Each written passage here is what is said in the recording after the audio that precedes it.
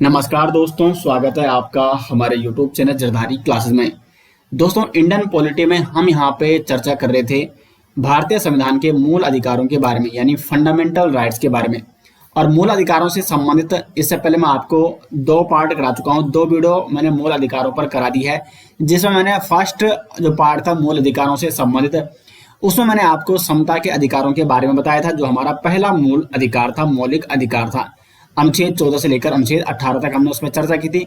दूसरे पार्ट में हमने स्वतंत्रता के अधिकार यानी अनुच्छेद 19 से लेकर अनुच्छेद 22 तक कवर कर दिया था। तो उम्मीद करता हूं ये दोनों लेक्चर आपको समझ में आ गए होंगे।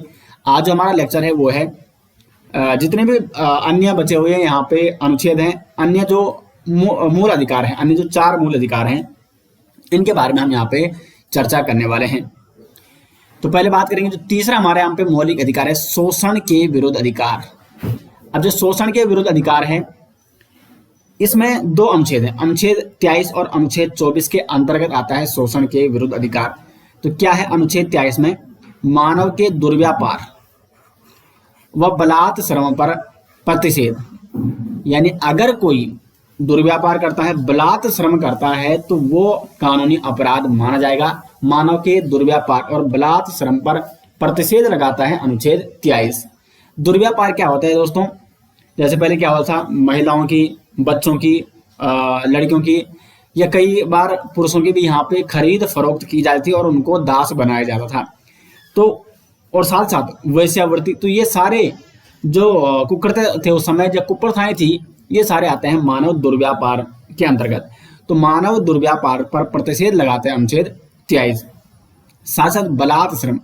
बलात्श्रम क्या होता है दोस्तों? किसी को उसकी मर्जी के बिना उससे कार्य करवाना। जैसे एक प्रथा होती थी पहले, बेगार प्रथा, तो वो बलात्श्रम के अंतर्गत आती है। यानी किसी की अगर स्वेच्छा नहीं है कार्य करने की और उससे आपको जबरन क्या कराना है, कार्य कराना है। पहले कई राजाओं के कार्यकाल में ये देखा जाता था कि उसमें घर से एक पुरुष को ले जाया जाता और उससे बलात्श्रम कराया जाता था, बिना उसको कुछ दिए, बिना उसको सैलरी दिए, बिना उसको तनख्वाह दिए, उससे कार्य करवाया जाता था उसके मर्जी के बिना। तो इसी को कहा जाता है बलात्श्रम। तो दुर्व्यापार और बलात्श्रम पर प्रतिषेध भारत का कौन सा संविधान लगाता है? अनुच्छेद 23। और ये क्या है? एक मूल अधिकार है कि किसी व्यक्ति से आप दुर्व्यापार नहीं करा सकते, बलात्श्रम नहीं करा सकते। अगर कराएंगे तो वो उस व्यक्ति के मूल अधिकारों का हनन होगा और फिर वो व्यक्ति क्या कर सकता है? सुप्रीम कोर्ट जा सकता है अनुच्छेद 32 के तहत। वो हम आगे आपको बताएंगे अनुच्छेद 32 में क्या क्या है, बहुत महत्वपूर्ण है अनुच्छेद 32। फिर आता है अनुच्छेद 24, कारखानों में बालकों के नियोजन का प्रतिषेध। यानी कारखानों में बालकों से कार्य नहीं कराया जा सकता। किन बालकों से? जिनकी आयु है 14 वर्ष से कम। यानी जो अनुच्छेद 24 है वो कहता है बाल श्रम पर प्रतिषेध। अब देखो यहाँ पे शब्दों को समझना अति आवश्यक है, क्योंकि इन्हीं से तो प्रश्न बनता है। बाल श्रम पर प्रतिषेध लगा रहा है अनुच्छेद 24, लेकिन बलात्श्रम पर प्रतिषेध लगा रहा है अनुच्छेद 23। बलात्श्रम और बाल श्रम दोनों अलग अलग हैं। बाल श्रम केवल बालकों के श्रम का विरोध करता है, प्रतिषेध करता है। तो जिन बालकों की उम्र 14 वर्ष से कम हो, उनसे कार्य नहीं करवाया जा सकता, कारखानों में कार्य नहीं करवाया जा सकता। अब देखो 23 में जो 23 का क्लोज 1 था, 23 का क्लोजन ये कहता है बलात्श्रम, बेगारी, मानव व्यापार, ये सारे किस में आते हैं? दुर्व्यापार और बलात्श्रम में आते हैं। तो ये शोषण नहीं किए जा सकते हैं। और जो 23 का क्लोज 2 है, अगर सरकार द्वारा सार्वजनिक प्रयोजन के लिए कोई सेवा नागरिकों पर आरोपित की जाती है तो उसे बलात्श्रम या बलात्श्रम नहीं माना जाएगा। कई ऐसी योजनाएं होती है ना कि सरकार उनको लागू करती है, फिर नागरिकों को कहती है कि ये कार्य उनको करना है। तो वो जो सरकार कर रही है, जो राज्य कर रहा है, वो सार्वजनिक प्रयोजन के लिए या विकास के लिए या कुछ मुख्य उद्देश्य के लिए उसको कराया जा रहा है नागरिकों के द्वारा, तो उसको बलात्श्रम नहीं माना जाएगा। ठीक है, उम्मीद करते हैं कि अनुच्छेद 23 और अनुच्छेद 24 आप यहाँ पे समझ गए होंगे। तो जो शोषण के विरुद्ध अधिकार है वो 2 अनुच्छेद में देखने को मिलते हैं, अनुच्छेद 23 और अनुच्छेद 24। अनुच्छेद 23 कहता है मानव के दुर्व्यापार और बलात्श्रम पर प्रतिषेध, और 24 कहता है कारखानों में बालकों के नियोजन का प्रतिषेध। उसके बाद आता है हमारा जो नेक्स्ट यहाँ पे मूल अधिकार है, धार्मिक स्वतंत्रता का अधिकार। क्या है धार्मिक स्वतंत्रता का अधिकार? और धार्मिक जो स्वतंत्रता का अधिकार है ये इसका उल्लेख मिलता है अनुच्छेद 25 से लेकर 28 तक, यानी 4 आर्टिकल्स जिसमें उल्लेख मिलता है धार्मिक स्वतंत्रता का। सबसे पहला आता है अनुच्छेद 25। क्या कहता है अनुच्छेद 25? धर्म को अंतःकरण की स्वतंत्रता। अंतःकरण का मतलब होता है कि जिस व्यक्ति को जो धर्म अच्छा लगता है वो उसे अंतःकरण कर सकता है, उसको अपना सकता है, उसके नियमानुसार वो चल सकता है। तो धर्म को अंतःकरण करने की स्वतंत्रता है। कोई भी व्यक्ति जो भारत में रह रहा है, भारत एक धर्मनिरपेक्ष राष्ट्र है, भारत एक धर्मनिरपेक्ष राज्य है और राज्य किसी विशेष धर्म को नहीं मानता है, सभी धर्मों को समान दृष्टि से देखता है। तो इसलिए यहाँ के नागरिकों को ये मूल अधिकार है कि वो अपनी मर्जी के अनुसार जो धर्म उन्हें अच्छा लगता है उसका अंतःकरण कर सकते हैं, उसको वो अपना सकते हैं। ठीक है, अनुच्छेद 25 ये कहता है। साथ साथ अनुच्छेद 25 में ही ये बात भी लिखी गई है कि जो सिख लोग हैं, सिख धर्म के जो लोग हैं वो क्या रख सकते हैं? कृपाण धारण कर सकते हैं, क्योंकि ये इनके धर्म में है। और हिंदुओं में किन किन को शामिल किया गया है? तो हिंदुओं में शामिल किया गया है सिख, जैन और बौद्ध। इन तीनों धर्मों को हिंदू धर्म के अंतर्गत शामिल किया गया है अनुच्छेद 25 के माध्यम से। तो अनुच्छेद 25 में क्या है? एक तो धर्म को अंतःकरण करने की स्वतंत्रता है, सिख धर्म के लोग कृपाण धारण कर सकते हैं, और हिंदू धर्म में सिख, जैन और बौद्ध धर्म को भी शामिल किया गया है। अब यहाँ पे एक बात आपके दिमाग में सवाल उठना चाहिए कि धर्म को जब अंतःकरण करने की स्वतंत्रता है तो क्या किसी का जबरन धर्म परिवर्तन कराया जा सकता है? क्या धर्म परिवर्तन जो कि हमेशा चर्चा में रहता है, क्या ये मूल अधिकार है? तो इस पर एक वाद हुआ था, स्टेनिस्लॉ वाद 1977।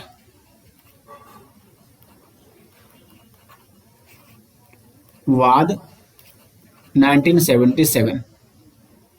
ये एक ईसाई पादरी था, ठीक है, और ये मामला आया था कि ईसाई मिशनरियों द्वारा जबरन धर्म परिवर्तन कराया जा रहा है। तो स्टेनिस्लॉस वाद 1977, इस वाद में सुप्रीम कोर्ट ने कहा था कि जबरन धर्म परिवर्तन वो क्या है? मूल अधिकार नहीं है।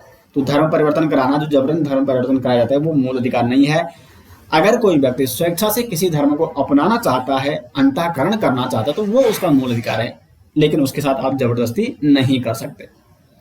उसके बाद अनुच्छेद 26 है धार्मिक मामलों के प्रबंधन की स्वतंत्रता। प्रबंधन का मतलब होता है कि आप धार्मिक मामलों संबंधी, अपने धर्म संबंधी जो भी आपके आयोजन होते हैं, सभाएं होती हैं या कोई भी आप प्रोग्राम, उनको आप आयोजित कर सकते हैं।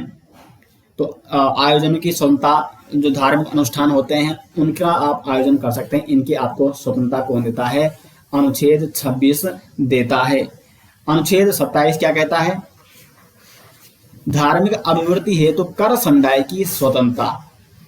यानी कि जो धार्मिक उन्नति के लिए अगर आप पैसे व्यय करते हैं तो उस पर कर नहीं लगेगा। तो कर समुदाय की क्या है? आपको स्वतंत्रता है। जो धार्मिक क्या होते हैं उन्नति के लिए अगर आप कोई कार्य कर रहे हैं, धार्मिक अभिवृद्धि के लिए कोई आप कार्य कर रहे हैं, तो उस कार्य में आपको कर नहीं देना पड़ेगा। उस व्यय का आप पर, मतलब जो व्यय आप करोगे तो उसमें कर नहीं लगेगा, लेकिन शुल्क लगेगा। ठीक है, कर नहीं लगेगा, लेकिन अगर आपको शुल्क देना पड़े तो शुल्क आपको देना पड़ेगा, जो उसके लिए शुल्क होगा। धार्मिक मामलों पर कर नहीं लगेगा, लेकिन विशेष उद्देश्य से राज्य द्वारा शुल्क लिया जा सकता है। ठीक है, लेकिन कर नहीं लगेगा। आपने देखोगे कई जो धार्मिक क्या होते हैं अनुष्ठान होते हैं या उन्नति के लिए जो कार्य किए जाते हैं, तो धार्मिक मामलों में आपने कभी कर लगते हुए नहीं देखा। उसके बाद अनुच्छेद 28 क्या कहता है? कुछ शिक्षण संस्थाओं में धार्मिक शिक्षा या धार्मिक उपासना में उपस्थित होने की स्वतंत्रता। यानी कुछ शिक्षण संस्थान, जैसे कोई विशेष धर्म अपना क्या कर रहा है, शिक्षण संस्थान खोल रहा है, तो वो अपना क्या कर सकते हैं, वहां पे अपनी धार्मिक शिक्षा वहां पे या धार्मिक उपासना जो होती है उसको वहां पे क्या कर सकता है, बच्चों को दे सकता है, उसको लागू कर सकता है। लेकिन दोस्तों यहाँ पे ये भी उल्लेख है कि राज्य के द्वारा संचालित जो शिक्षा संस्थान है उन पर धार्मिक शिक्षा नहीं दी जाएगी। राज्य के द्वारा जो संचालित है, यानी जो सरकार द्वारा संचालित संचालित शिक्षा संस्थान जो हैं, इसमें क्या नहीं होगा, इसमें किसी विशेष धर्म को, ऐसा नहीं कि विशेष धर्म को वहां पे क्या दिया जाएगा, सम्मान दिया जाएगा। यानी यहाँ पे सब धर्मों को समान दृष्टि से देखा जाएगा और राज्य को इजाजत नहीं है कि उसके द्वारा संचालित शिक्षण संस्थानों में धार्मिक शिक्षा दी जाए। तो राज्य के द्वारा संचालित संस्थानों में धार्मिक शिक्षा नहीं दी जाएगी, ये भी इसमें लिखा गया है। तो धार्मिक स्वतंत्रता संबंधी जो भी अनुच्छेद थे आर्टिकल 25 से लेकर आर्टिकल 28 तक, उम्मीद करते हैं आप यहाँ पे समझ गए होंगे। नेक्स्ट आता है यहाँ पे शिक्षा एवं संस्कृति का अधिकार। शिक्षा और संस्कृति का जो अधिकार है, ये अधिकार हमें मिलता है अनुच्छेद 29 और अनुच्छेद 30 में। क्या है अनुच्छेद 29? अल्पसंख्यक वर्गों के हितों का संरक्षण करता है अनुच्छेद 29। वह जो अल्पसंख्यक ये शब्द है, इसकी संविधान में कहीं परिभाषा नहीं दी गई है, इसको संविधान में कहीं परिभाषित नहीं किया गया है, क्योंकि अल्पसंख्यक तो ऐसे हैं कि वैसे अगर हम राष्ट्र की बात करें तो पूरे देश में जो बहुसंख्यक है वो हिंदू है, लेकिन कई ऐसे राज्य भी हैं, कई ऐसे क्षेत्र भी हैं जहां हिंदू भी क्या है, अल्पसंख्यक है।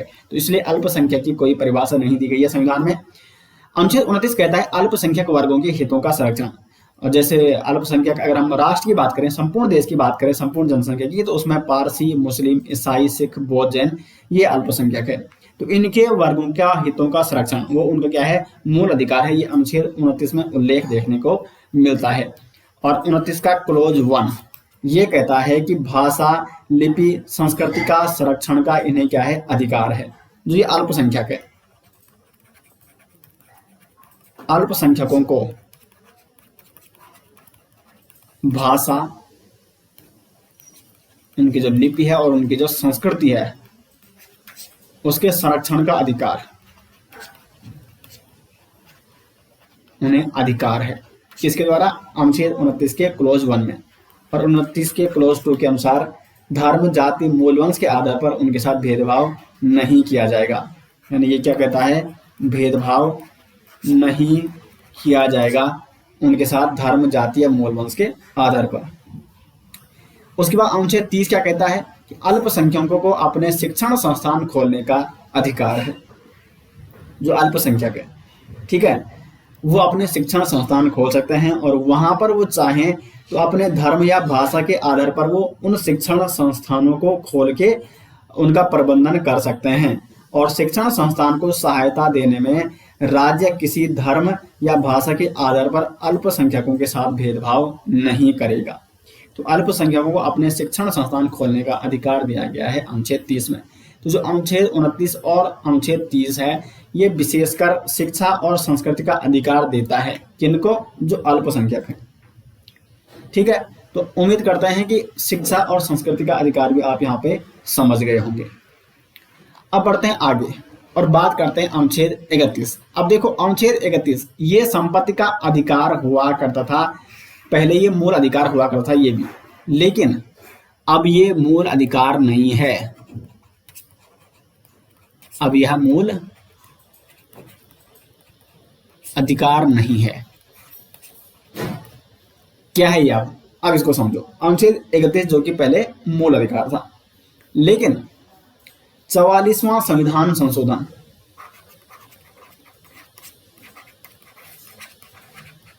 संविधान संशोधन कब किया गया था? 44वां संविधान संशोधन ये किया गया था 1978 में। और इसमें कहा गया, जनता पार्टी सरकार थी इस समय, जनता पार्टी सरकार ने संपत्ति के अधिकार को मौलिक अधिकार से हटाया और अब इसको किस अधिकार में डाला गया? तो ये है एक वैधानिक अधिकार या विधिक अधिकार। तो ये अब क्या बन चुका है? वैधानिक या विधिक अधिकार। तो कई बार ये प्रश्न पूछा जाता है कि संपत्ति का अधिकार किस प्रकार का अधिकार है? मूल अधिकार है, विधिक अधिकार है, या अन्य ऑप्शन में आए रहते हैं। तो क्या है ये? अब ये है विधिक अधिकार। और इसको किसमें अब रखा गया है? तो ये रखा गया है भाग 12 के आर्टिकल 300A यानी 300 का में, 300A में, भाग 12 के अनुच्छेद 300 का में या 300A में इसको अब रखा गया है। पहले ये किस में आता था? अनुच्छेद 31 में आता था, भाग 3 के अनुच्छेद 31 में, लेकिन अब इसको भाग 12 के अनुच्छेद 300A में रखा गया है। और ये क्या है, वैधानिक या विधिक अधिकार है। पहले ये मूल अधिकार हुआ करता था, लेकिन 44वें संविधान संशोधन के माध्यम से इसको मूल अधिकार से हटाया गया, क्योंकि ये बहुत प्रॉब्लम्स कर रहा था। इसके कारण क्या होता है, जैसे सरकार को कहीं पे कार्य करना है, जैसे सरकार को कहीं रोड बनानी है, और वहां पे होता है कि जब रोड बनाएगी सरकार तो किसी गांव से तो गुजर सकती है रोड। अब वहां पे जो उनकी संपत्ति है, उनके जो गांव वालों की क्या है, वहां पे खेत है या कुछ इस प्रकार के वहां पे बगीचे हैं, या उनका कोई क्षेत्र है, वहां पे संपत्ति उनकी वहां पे, तो वो उनका मूल अधिकार था कि राज्य उसका हनन न करे। तो फिर वो जाते सुप्रीम कोर्ट और फिर मामले में पेंच फंस जाता था। तो इस कारण से संपत्ति के अधिकार को यह कई मामलों में देखा गया है कि मतलब जैसे पिता या पुत्र, पहले क्या होता है कि पिता अपनी संपत्ति को वो उसके पुत्र के नाम हो जाती थी। तो इस प्रकार संपत्ति के जो अधिकार को इसमें बहुत सारे पेंच फंसे, जिसके कारण संपत्ति के अधिकार को मूल अधिकार से हटाकर वैधानिक या विधिक अधिकार में रखा गया। अब बढ़ते हैं आगे, अनुच्छेद 32 संवैधानिक उपचारों का अधिकार, हमारा अंतिम मूल अधिकार, और इसे कहा जाता है संविधान का हृदय एवं आत्मा। अनुच्छेद 32 को संविधान का हृदय व आत्मा कहा, लेकिन किसने कहा, तो ये कहा BR अम्बेडकर जी ने। संविधान का हृदय और आत्मा। और अनुच्छेद 32 को मूल अधिकारों को मूल अधिकार बनाने वाला अनुच्छेद भी कहा जाता है, क्योंकि अगर अनुच्छेद 32 नहीं होता तो जितने भी ये मूल अधिकार थे उनका कोई औचित्य नहीं होता, क्योंकि हमें वो मिले तो थे, लेकिन राज्य उनको अपनी मर्जी से क्या कर सकता, उनको चेंज कर सकता, उनका नागरिकों का हनन कर सकता था, उनके मूल अधिकारों का हनन कर सकता था सरकार द्वारा या कोई भी संविधान, जो कोई भी अन्य निकाय, गैर सरकारी निकाय या सरकारी निकाय। लेकिन अनुच्छेद 32 क्या है, अनुच्छेद 32 हमें यह शक्ति देता है, हम सुप्रीम कोर्ट जा सकते हैं अगर सरकार द्वारा या किसी निकाय द्वारा हमें जो मूल अधिकार दिए गए हैं अनुच्छेद 14 से लेकर अनुच्छेद 30 तक, अगर उनका हनन किया जाता है तो हम सीधे जाते हैं सुप्रीम कोर्ट में। किसके माध्यम से, अनुच्छेद 32 के माध्यम से। अनुच्छेद 32 हमें यह शक्ति प्रदान करता है। तो क्या है अनुच्छेद 32? अनुच्छेद 32 जो कि सीधा सुप्रीम कोर्ट जाने का अधिकार देता है, सुप्रीम कोर्ट जाने का अधिकार देता है। अब आपके मन में सवाल उठना चाहिए कि क्या अगर हमारे मूल अधिकारों का हनन हो रहा है तो क्या केवल हम सुप्रीम कोर्ट जा सकते हैं? बिल्कुल नहीं, आप हाई कोर्ट भी जा सकते हैं, क्योंकि मूल अधिकारों का संरक्षण, ये मैंने आपको पहले ही दिन बता दिया था, हाई कोर्ट और सुप्रीम कोर्ट दोनों कर सकते हैं। तो अनुच्छेद 32 के माध्यम से सुप्रीम कोर्ट जा सकते हैं, बल्कि अनुच्छेद 226 के माध्यम से हम जा सकते हैं हाई कोर्ट। तो अब अगर आपके मूल अधिकारों का कहीं पर हनन होता है तो आप जा सकते हैं सुप्रीम कोर्ट और हाई कोर्ट। अनुच्छेद 32 के तहत सुप्रीम कोर्ट, अनुच्छेद 226 के तहत हाई कोर्ट। अब क्या है अनुच्छेद 32 में? तो अनुच्छेद 32 में 5 प्रकार की रिट दी गई है, और ये 5 प्रकार की रिट जारी कर सकता है सुप्रीम कोर्ट। अब देखो क्या है, पहला है बंदी प्रत्यक्षीकरण। ये किन के लिए है? ये है बंदियों के लिए, हेबियस कार्पस। जैसे कोई गिरफ्तार हो रखा है, वो बंदी हो रखा है, तो अगर उसका, देखो बंदियों के संरक्षण के लिए जो गिरफ्तार हो चुके हैं उनके संरक्षण के लिए भी हमने मूल अधिकारों के बारे में पढ़ा, वो आपने जो स्वतंत्रता के अधिकारों में दिए गए हैं। लेकिन अगर किसी बंदी या जो कोई गिरफ्तार हो रखा है उसके उन मूल अधिकारों का हनन होता है तो वो किस माध्यम से सुप्रीम कोर्ट जाता है? अनुच्छेद 32 के माध्यम से जाता है। और फिर सुप्रीम कोर्ट कौन सी रिट जारी करता है? बंदी प्रत्यक्षीकरण की रिट, हैबियस कार्पस की रिट, और इसे व्यक्तिगत स्वतंत्रता की रिट भी कहा जाता है। सुप्रीम कोर्ट क्या कहता है कि व्यक्ति को सशरीर उपस्थित कराना होगा 24 घंटे के भीतर न्यायालय में। लेकिन ये किसके लिए है? ये किसके लिए नहीं है? निवारक नजरबंदी में जो व्यक्ति रखा गया है उसके लिए नहीं है, बल्कि ये किसके लिए है? तो ये है दोस्तों, जो दंड विषयक व्यक्ति है, जो दंड विषयक बंदी आपने बनाया है, जो दंड विषयक जिसको आपने गिरफ्तार कर रखा है, ये केवल उसके लिए रिट जारी की जाती है। दंड विषयक और निवारक निरोधक क्या होता है ये मैंने पिछली वीडियो में आपको डिटेल्स में समझा चुका हूँ।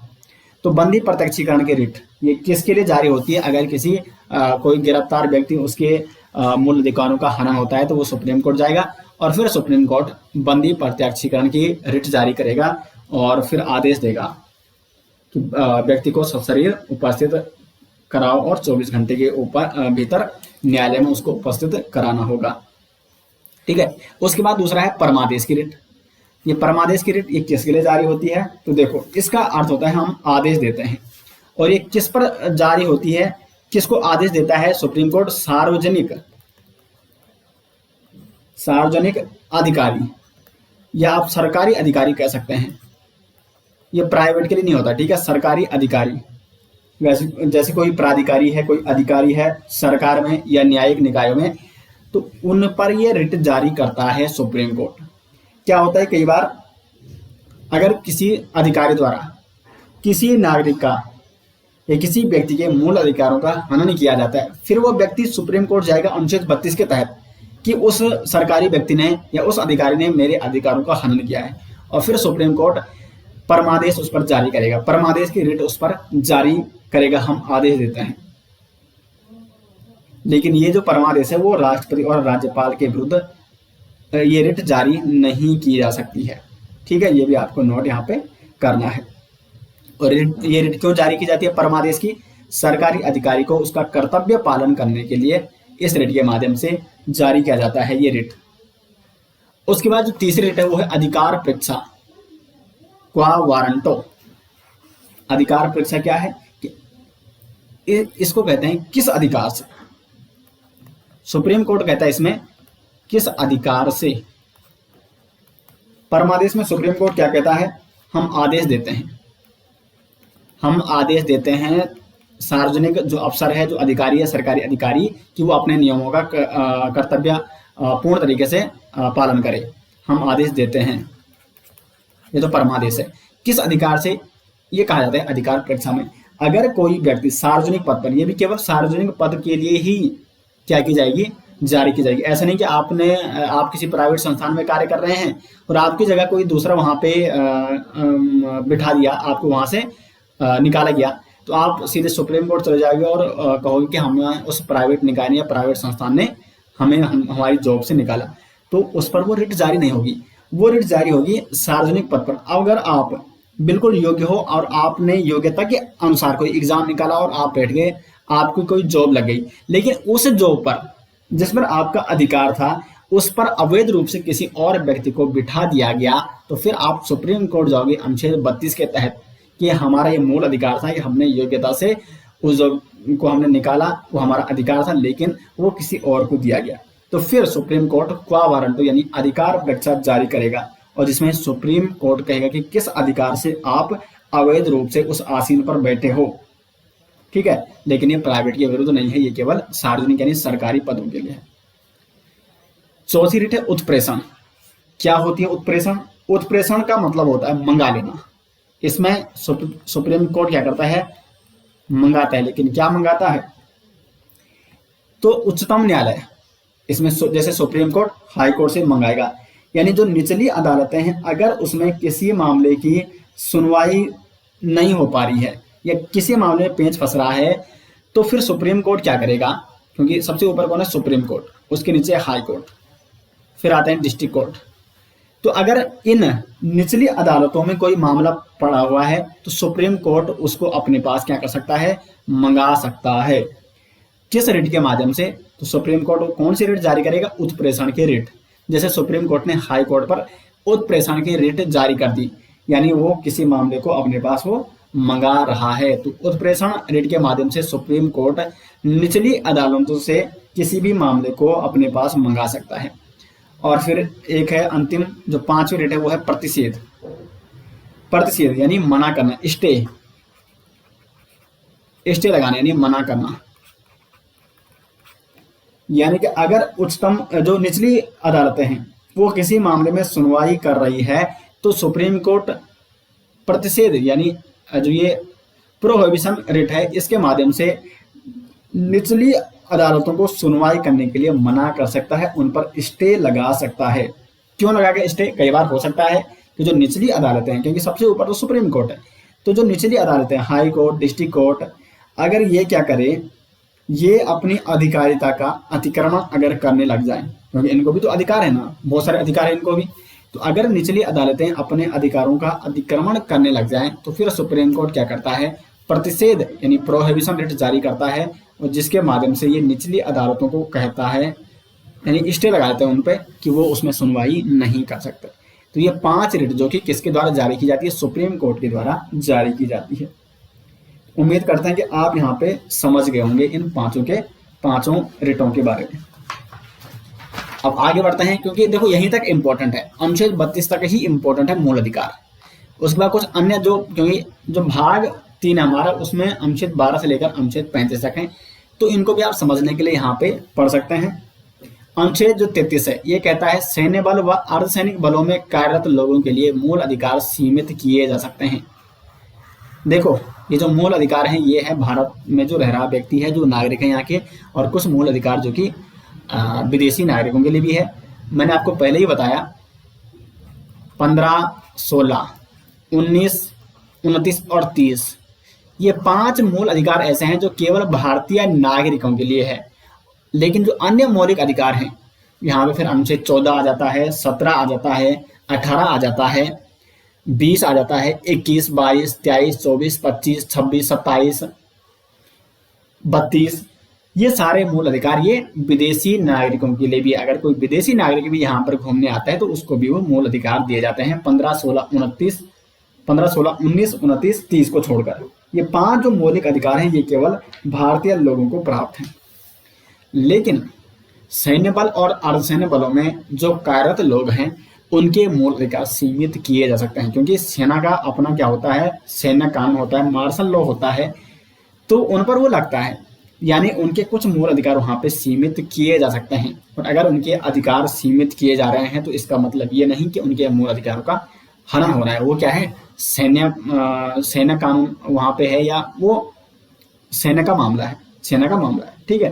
तो अनुच्छेद 33 ये कहता है। अनुच्छेद 34 कहता है किसी क्षेत्र में सैन्य कानून लागू होने पर मूल अधिकारों को सीमित किया जा सकता है। अगर किसी क्षेत्र पर वो सुरक्षा के दृष्टि से हो सकता है या कुछ अन्य दृष्टि से हो सकता है, जैसे कई राज्यों में लग जाता है सैन्य कानून, ठीक है, तो वहां पर कुछ नागरिकों के कुछ मूल अधिकार वहां पे सीमित किए जा सकते हैं। उनको उनके मतलब नेटवर्क वहां पे बंद किया जाता है, फोन कॉल्स नहीं करने दी जाती है सुरक्षा की दृष्टि से, तो इसलिए यहाँ पे मूल अधिकारों को सीमित किया जा सकता है। और अनुच्छेद 35 संसद कुछ विशेष मूल अधिकारों को प्रभावी बनाने के लिए कानून बनाने की शक्ति प्रदान करता है। अनुच्छेद 35 यानी अनुच्छेद 35 क्या कर सकता है, मूल अधिकारों को प्रभावी बनाने के लिए कानून बना सकता है, और ये शक्ति इसको देता है अनुच्छेद 35। तो यहाँ तक दोस्तों हमारा जो मूल अधिकारों वाले टॉपिक था ये यहाँ पे कंप्लीट हो जाता है। और उम्मीद करते हैं कि आपको ये लेक्चर पसंद आया और मूल अधिकारों से संबंधित आज का कोई भी प्रश्न नहीं छोड़ सकता एग्जाम में।